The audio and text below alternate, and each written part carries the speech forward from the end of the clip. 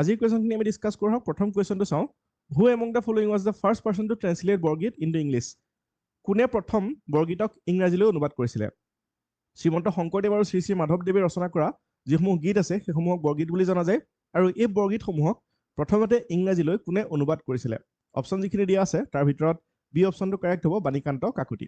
বাণীকান্ত কাকতিদেৱে প্ৰথম বৰগীতক ইংৰাজীলৈ অনুবাদ কৰিছিলে আৰু তেওঁ এই বৰগীতসমূহক নবেল নাম্বাৰ্ছ বুলি কৈছিলে। এইটো মনত ৰাখিব যে কোনগৰাকী ব্যক্তিয়ে বৰগীতক নবেল নাম্বাৰ্ছ বুলি কৈছিলে? বাণীকান্ত কাকতিয়ে কৈছিলে, মনত ৰাখিব। আৰু কালিৰাম মেধিয়ে গ্ৰেট ছং বুলি কৈছিলে, এইখিনিও প্ৰশ্ন সোধে।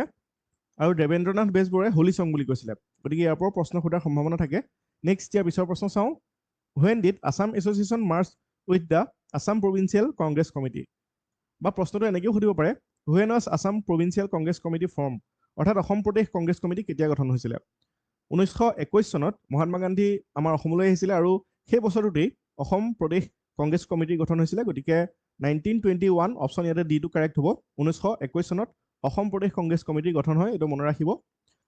এইখিনিতে আৰু এটা কথা আলোচনা কৰি যাওঁ যে আছাম এছ'চিয়েশ্যন যিটো 1903 চনত গঠন হৈছিলে, সেই 1903 চনত গঠন হোৱা আছাম এছ'চিয়েশ্যনটো অসম প্ৰদেশ কংগ্ৰেছ কমিটিৰ লগত মাৰ্জ হৈ গৈছিলে 1921 চনত। গতিকে এনেকৈও সুধিব পাৰে যে আছাম এছ'চিয়েশ্যন কেতিয়া গঠন হৈছিলে, এইটো মনত ৰাখিব 1903 চনত।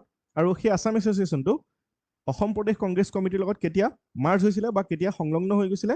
1921 চনত। এই চন দুটা মনত ৰাখিবলৈ চেষ্টা কৰিব।